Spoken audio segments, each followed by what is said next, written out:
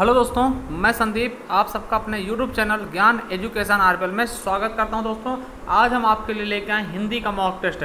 जैसा कि आपको पता है कि आपके एग्जाम लगे हुए हैं जेल वार्डन, फायरमैन, घुड़सवार के कब 19 दिसंबर को दोस्तों। तो उसी के लिए हम हिंदी का मॉक टेस्ट लेके आए हैं, जिसमें टोटल 37 क्वेश्चन होंगे दोस्तों। और ये आपके यूपी पुलिस का प्रीवियस ईयर पेपर है 19 जून 2018 का दोस्तों। ठीक, तो चलिए देखते हैं। टोटल हम 37 क्वेश्चन देखेंगे दोस्तों। और अगर आपको वीडियो पसंद आए तो लाइक कर लेना दोस्तों, और चैनल को सब्सक्राइब कर लेना। चलिए शुरू करते हैं हिंदी के क्वेश्चंस।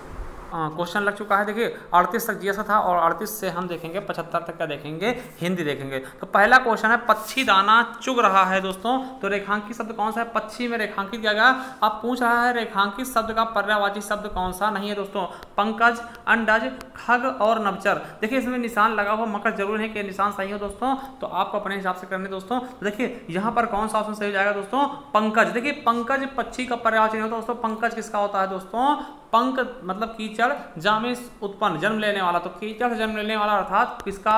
कमल का पर्यायवाची होता है पंकज दोस्तों। चलिए अगला क्वेश्चन है 40 नंबर, हमें अनाथ बच्चों की मदद करनी चाहिए। रेखांकित शब्द का विलोम होगा। तो अनाथ में देखिए रेखांकित शब्द है अनाथ का, तो जिसके माता पिता न हो, और सनाथ हो जाएगा जिसके साथ हो। ठीक, जिसके नाथ हो जाए, नाथ मतलब क्या था? माता पिता ना। तो दोस्तों सनाथ हो जाएगा अनाथ का विलोम शब्द। हमारा पहला ही ऑप्शन क्या हो जाएगा? बिल्कुल सही हो जाएगा दोस्तों। चलिए अगला क्वेश्चन देखते हैं। नेक्स्ट क्वेश्चन क्या है, निम्नलिखित शब्दों में से कौन सा शब्द अनेकार्थी शब्द नहीं है? अनेकार्थी शब्द क्या होता है दोस्तों? जिसके अनेक अर्थ निकलते हैं। तो कौन सा जो अनेकार्थी शब्द नहीं है दोस्तों? देखिए कनक होता है, कनक में धतूरा होता है, सोना होता है, पलाश होता है, टिशू होता है। अनंत में इसका होता है, देखिए अनंत में से आकाश हो जाता है दोस्तों, और ब्रह्मा हो जाता है, और बहुत चीजें जिसका अंत ना हो जाता है दोस्तों। महावीर का होता है जो महान वीर हो दोस्तों, है ना।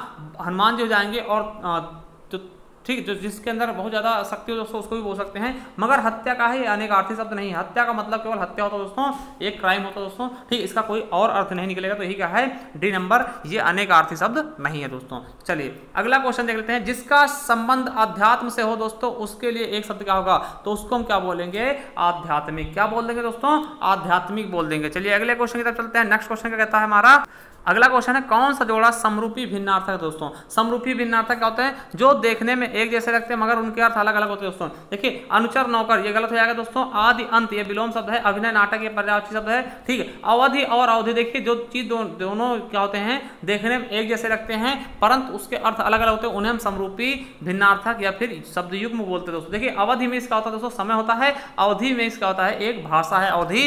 ठीक है दोस्तों, पूर्वी हिंदी की अवधि, बघेली, छत्तीसगढ़ी, जैसे कि आप जानते होंगे। ठीक, तो हमारा यही क्या है? शब्द युग्म है या फिर समरूपी भिन्नार्थक जोड़ा है दोस्तों। तो हमारा ए ऑप्शन बिल्कुल राइट होगा। अगला है, हमें प्रतिदिन नमस्कार, सूर्य नमस्कार करना चाहिए दोस्तों। रेखांकित शब्द को पहचानिए। ये क्या है?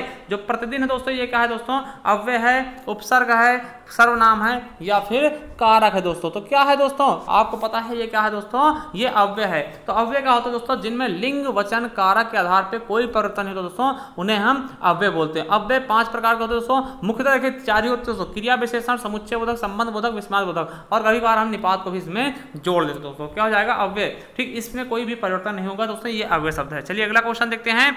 मिलाप शब्द में कौन सा प्रत्यय? तो वेरी इजी क्वेश्चन था। मिलाप में क्या होगा? मिल प्लस आप। तो क्या हो जाएगा? आप क्या हो जाएगा दोस्तों? प्रत्यय दोस्तों। क्या है दोस्तों? आप क्या है? इसमें प्रत्यय है दोस्तों। चलिए अगला देखते हैं। प्रतिधन आघात का संधि विच्छेद रूप क्या होगा? संधि रूप क्या होगा दोस्तों? प्रतिधन आघात क्या हो जाएगा? प्रत्याघात दोस्तों। क्या हो जाएगा? प्रत्याघात दोस्तों। तो हमारा सही ऑप्शन क्या हो जाएगा? ए ही नंबर होगा। देखिए इसमें संधि कौन सी होगी? तो हमने बताया कि या और वा के पहले का कोई आधा व्यंजन आता तो क्या हो जाता है हमारा? यण संधि। देखिए या के पहले आधा आ गया, यानी क्या हो जाएगा? ये हमारा यण स्वर संधि दोस्तों। ठीक है, तो यहाँ पे कौन सी संधि हो जाएगी? यण स्वर संधि। चलिए अगला क्वेश्चन देखते हैं। 16 हो गया। चलिए देखिए महौषध शब्द का सही संधि विच्छेद क्या होगा दोस्तों? महौषध, महाधन औषध, या महाधन औषधि, या महाधन औषधि, या फिर महाधन औषधि दोस्तों। महधन औषधि, कौन सा सही ऑप्शन होगा? देखिए इसमें सी लगा रखा मगर ये बिल्कुल गलत ऑप्शन लगा रखा। क्या होगा? महाधन औषध दोस्तों। महाधन औषध। देखिए आ ओ मिलकर क्या हो जाएगा? अ हो जाएगा दोस्तों। तो ये कौन सी है? वृद्धि संधि का उदाहरण दोस्तों। किसका?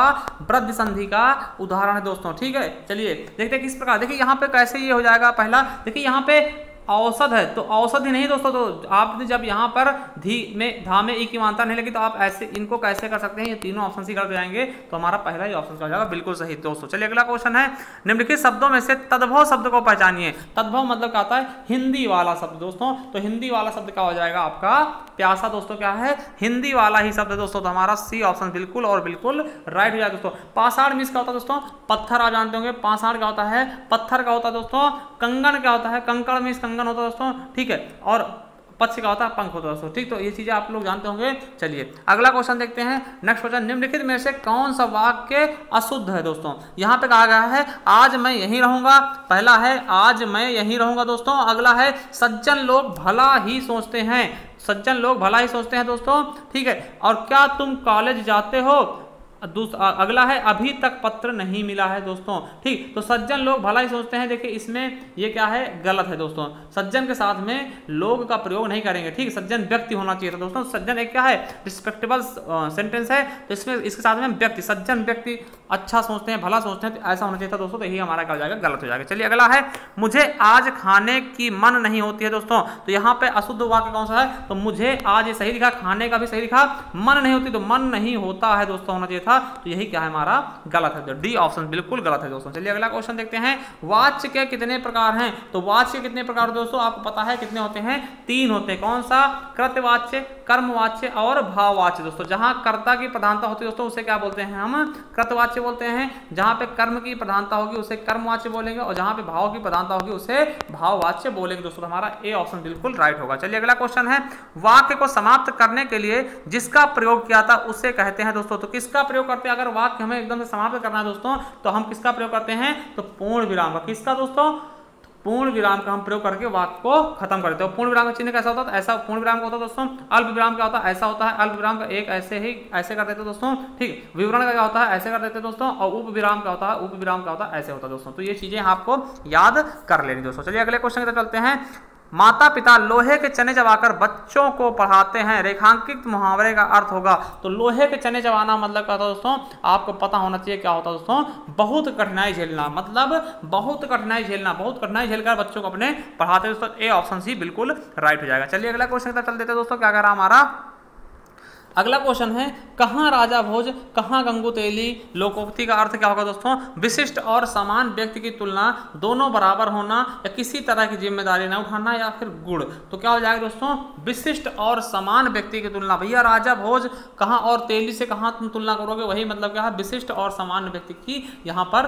तुलना की जा रही है दोस्तों। चलिए अगला देखते हैं दोस्तों, नेक्स्ट क्वेश्चन क्या कहता है, जहाँ एक ही वर्ण बार बार आवृत्ति होती है वहाँ कौन सा अलंकार होता है दोस्तों, जहाँ पर एक ही वर्ण की बार बार आवृत्ति होती है वहां पर क्या होता है दोस्तों, अनुप्रास अलंकार होता है। जैसे तरन तनुजा तट तमाल तरवर बहुछाए, तो ताता की आवृत्ति हो रही है बार बार, वहां पे क्या होगा, अनुप्रास अलंकार होगा। यमक में क्या होता है, एक शब्द की आवृत्ति कई बार होती है दोस्तों और उनके अर्थ अलग अलग होते हैं, वहां पे यमक होते हैं, कनक कनक से सौगुणी दोस्तों। उपमा श्लेष में क्या होता है, शब्द एक ही बार आएगा उसके अर्थ कई सारे निकलेंगे दोस्तों, वहां पर श्लेष अलंकार होगा। जैसे रहमन पानी राख के बिन पानी सब सून, पानी गए ना उबरे मोती मानुष चून दोस्तों। उपमा में क्या होता है, यहाँ पे सासी से सरिस के माध्यम से क्या होती है, तुलना कर दी जाती है दोस्तों, जैसे हरिपद कोमल कमल से दोस्तों। चलिए अगला क्वेश्चन देखते हैं, नेक्स्ट क्वेश्चन क्या कहता है, जो मात्रिक समछंद होते हैं प्रत्येक चरण में मात्राएं होती हैं उसे, देखिए प्रत्येक चरण में 16 मात्राएं होती है, यहाँ पे 16-16 कर लेना दोस्तों, 16-16 मात्राएं होती हैं, उन्हें हम क्या कहते हैं दोस्तों, तो क्या बोलते हैं, चौपाई। चौपाई में क्या होती है दोस्तों, ये सममात्रिक होती है, प्रत्येक चरण में 16-16 मात्राएं होंगी दोस्तों। देखिए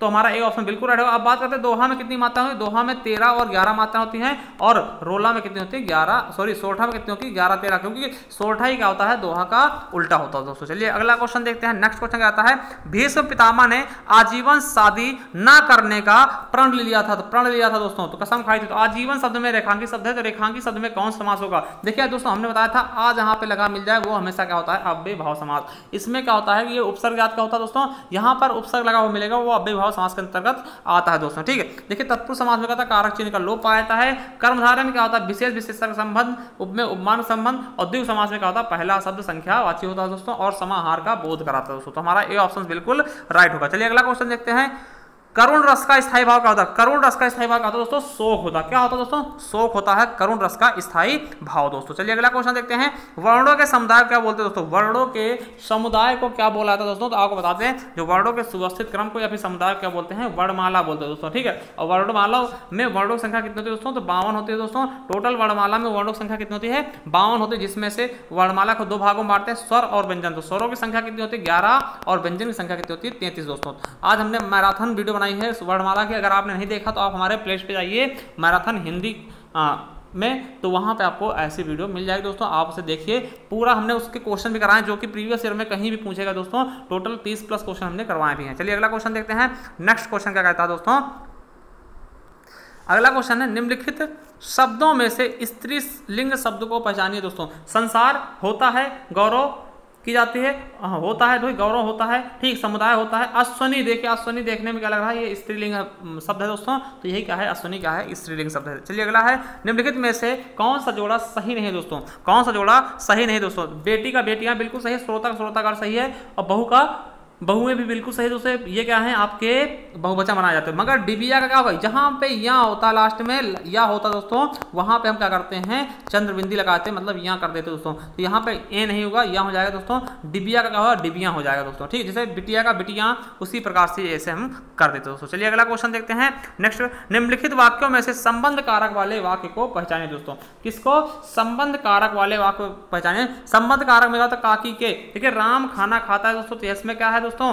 कर्मवाच्य है, ठीक, कर्म है। और राम क्या है? करता है दोस्तों, और खाना क्या है? कर्म है दोस्तों, ठीक है। तो इस प्रकार से अब देखिए राधा का कुत्ता बहुत तेज दौड़ता है। देखिए राधा का कुत्ता, तो राधा का कुत्ता क्या है? संबंध दोस्तों। ये देखिए ये मिल गया दोस्तों, काकी के रारी रे दोस्तों, ठीक है। तो यही क्या होगा दोस्तों? हमारा संबंध कारक। देखिए क्या होगा दोस्तों? संबंध कारक। अब देखिए यहाँ पर देखते हैं नीचे वाले में देखते हैं, राम ने रावण को मारा, तो ने क्या है? ये राम करता होगा, रावण क्या होगा? कर्म होगा दोस्तों, ठीक है। उसी प्रकार से बच्चा, माँ अपने बच्चे को क्या है? कर्ता ने कर्म को, तो कर्म हो जाएगा बच्चे, और कर्ता क्या है? माँ है दोस्तों। तो ये चीजें, तो हमारा सही ऑप्शन कौन सा जाएगा? संबंध कारक किसमें है दोस्तों? तो हमारे बी ऑप्शन में संबंध कारक नजर आ रहा है दोस्तों। चलिए अगला क्वेश्चन देखते हैं। निम्नलिखित शब्दों में से विशेषण को पहचानें दोस्तों। विशेषण कैसे पहचानेंगे दोस्तों? तो विशेषण का होगा, देखिए कोई शब्द के पीछे का कोई शब्द लग जाता है तो वही क्या विशेषण। देखिए ऐतिहासिक इमारत, ऐतिहासिक स्थल, बिल्कुल सही, तो यही हमारा क्या हो जाएगा? विशेषण हो जाएगा दोस्तों। उपासना स्थल, बिल्कुल नहीं लग रहा। उपासना व्यक्ति, बिल्कुल नहीं लग रहा। आश्वासन व्यक्ति, आश्वासन नहीं, तो ये भी नहीं है दोस्तों। उपेक्षा व्यक्ति, तो बिल्कुल नहीं। जिसके पीछे कोई सेंटेंस अच्छा सा फिट हो जाए दोस्तों, वही क्या होता है? हमारा विशेषण। इस तरह से पहचान सकते हैं आप। तो हमारा क्या हो जाएगा? ऐतिहासिक क्या है? विशेषण है दोस्तों। चलिए अगला क्वेश्चन देखते हैं। 64 नंबर, जागना मूल क्रिया रूप है का प्रथम प्रेरणार्थक रूप क्या होगा? देखिए हमने क्रिया पढ़ाया दोस्तों, आप जाकर के पढ़िएगा, बहुत मजा आएगा दोस्तों, ठीक। तो देखिए जागना का जो प्रथम प्रेरणार्थक हो दोस्तों, क्या हो जाएगा? जगाना हो जाएगा। देखिए हम क्या करते हैं? लास्ट में आना जोड़ते हैं। जगना में क्या होगा? जागना में आना जोड़ देंगे, जगाना हो जाएगा दोस्तों। ये प्रथम प्रेरणार्थक होता है दोस्तों। अगर यहीं पे पूछ लेता दूसरा द्वितीय प्रेरणार्थक क्या होगा? तो जगवाना हो जाता। हम वाना जोड़ के द्वितीय प्रेरणार्थक बना देते दोस्तों। तो यहाँ पे प्रथम प्रेरणार्थक की बात की गई दोस्तों, प्रथम प्रेरणार्थक क्रिया की, तो आना जोड़ते हैं और द्वितीय में वाना जोड़ देते दोस्तों। तो हमारा ये ए ऑप्शन सी बिल्कुल राइट हो जाएगा। चलिए अगला क्वेश्चन देखते हैं। नेक्स्ट क्वेश्चन क्या है?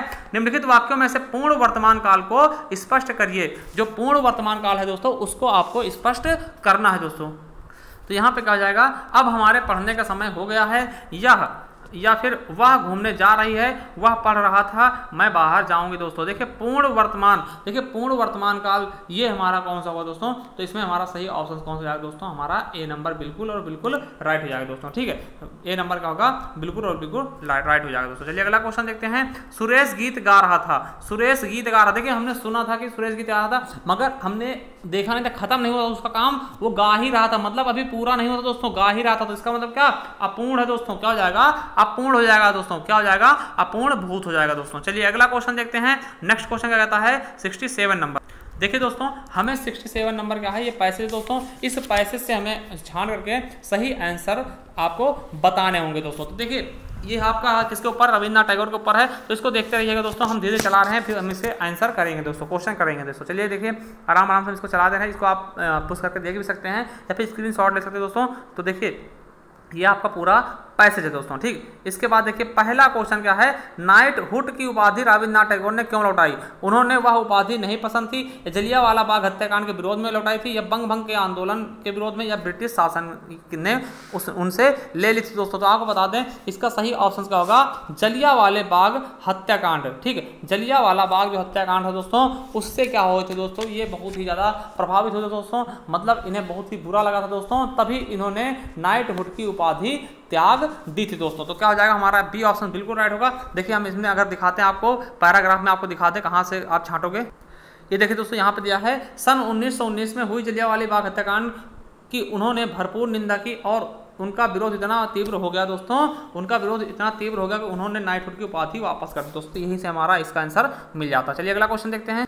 अगला क्वेश्चन है, रविन्द्रनाथ टैगोर की कौन सी रचना को नोबेल पुरस्कार दिया गया था? दोस्तों आपको पता होगा नोबेल पुरस्कार, पहला नोबेल पुरस्कार साहित्य का पहला नोबेल पुरस्कार, और नोबेल पुरस्कार पहला भारत को किसके लिए दिया गया था? गीतांजलि। इनकी रचना थी दोस्तों, किसकी? रविन्द्रनाथ टैगोर की रचना थी दोस्तों गीतांजलि, उसी के लिए इन्हें नोबेल पुरस्कार दिया गया था। कब दोस्तों? 1913 में। कब? 1913 में साहित्य का नोबेल दिया गया था रविन्द्रनाथ टैगोर जी को। चलिए इस तो नॉलेज वाली बातें, इसको देखने की जरूरत ही नहीं दोस्तों। अब देखिए रविन्द्रनाथ टैगोर का जन्म कब और कहां हुआ था दोस्तों, तो आपको बता दें कहां हुआ था दोस्तों, तो 7 मई 1861 को कलकत्ता में। कहां पर? 7 मई 1861 को कलकत्ता में। और आप ऊपर देखेंगे पैराग्राफ में तो आप तुरंत ही मिल ही जाएगा अपने आप से दोस्तों। अगला है, उनके पिता कौन से समाज के थे? तो उनके पिता किस समाज से संबंधित दोस्तों, तो आपको बता दें किस समाज से थे? ब्रह्म समाज से। आप किससे थे? तो ब्रह्म समाज के नेता थे कौन? रविन्द्रनाथ टैगोर के पिताजी दोस्तों। ठीक, चलिए अगला देखते क्वेश्चन, जनगण मन राष्ट्रगान के रचनाकार कौन है दोस्तों? ये तो देखिए सिंपल वाली चीजें हैं दोस्तों। जनगण मन जो राष्ट्रगान है इसके रचनाकार कौन थे? तो रविन्द्रनाथ टैगोर के बारे में बात की जा रही है, यही होंगे दोस्तों।